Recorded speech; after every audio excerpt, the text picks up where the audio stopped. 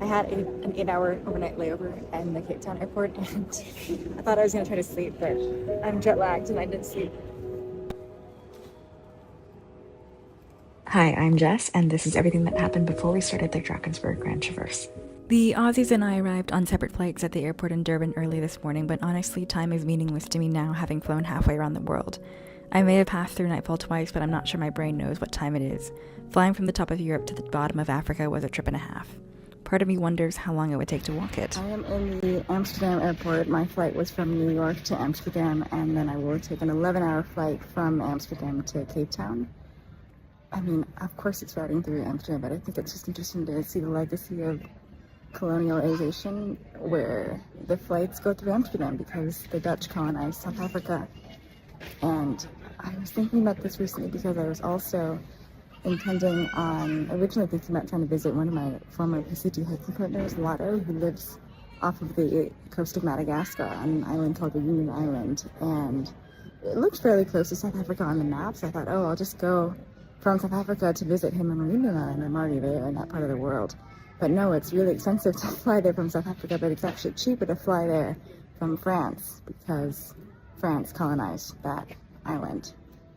So that legacy still exists. Tim picked us up from the airport and we drove out to the town of Hilton, where we stayed in an Airbnb for the first 2 nights in order to get settled, do our shopping, look over our plans, and get over our jet lag. Or rather, attempt to, because I was certainly waking up in the middle of the night. Jono and I had some crazy getting lost last time we were here. Mm-hmm. There's a cave somewhere here, which I heard something about. What was it? I recorded a gear video on our first afternoon in town and was so exhausted I was nearly falling asleep while trying to describe what I was bringing.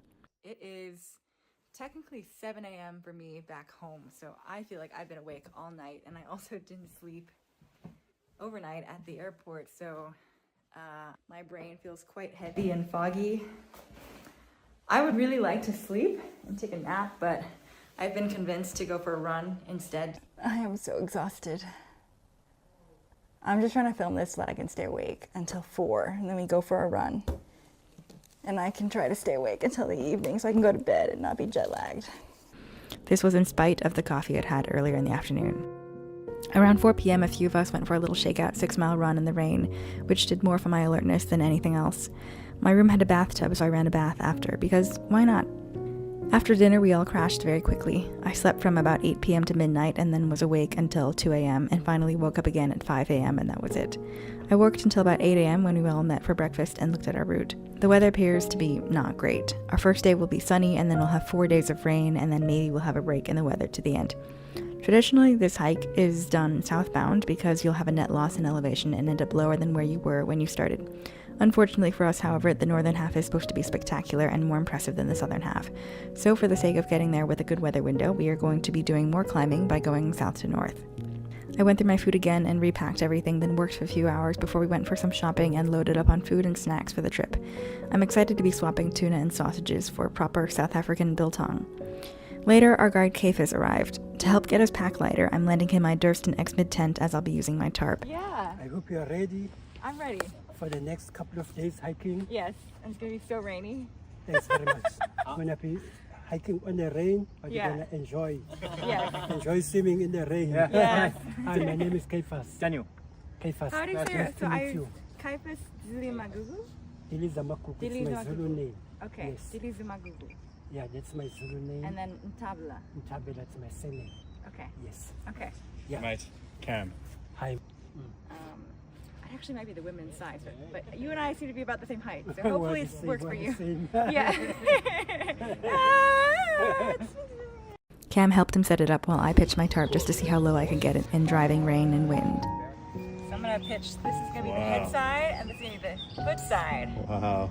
I'm gonna be like serious headroom. Caterpillar in Caterpillar.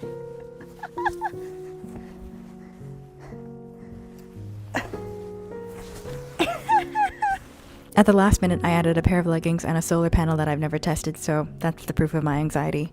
It's easy to add gear to make up for a lack of confidence. We pack our fears and carry that burden literally on our backs. Still, I'm excited because I think I'm so overdue for some overnights outdoors, and there's great novelty in doing something familiar in a new place. We're learning social media things, yeah? We all laid out our gear on the lawn at the Airbnb, then repacked and went for our last dinner. I am cold soaking my food again per usual, so this buttered chicken and a block of white bread will be my last hot meal for the next 9 days. I tried to sleep at once again, could not stay asleep past 2 a.m., and so I got up and worked until about 4:30 a.m. and took my last shower before our hike. I think it's a mixture of excitement and anxiety. Anxiety because I'm worried about the weight of my pack, worried about running out of battery, worried about staying warm in repeated days of rain, worried about how my tarp will handle heavy overnight storms, worried too about how I'm going to tell this story, especially telling it twice, once in short form and once in long form, which will be a new format for me. Putting on my shoes, we're about to go. I didn't sleep a ton, so we're going to see how that goes today. It's going to be a lot of climbing. I'm a little worried about like how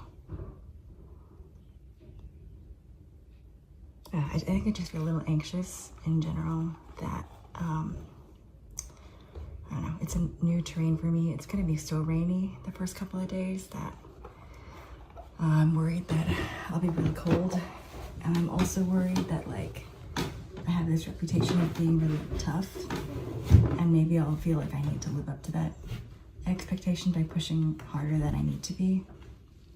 So I'm just gonna try to remember to slow down and remember that this is just an amazing opportunity to be here and hike here.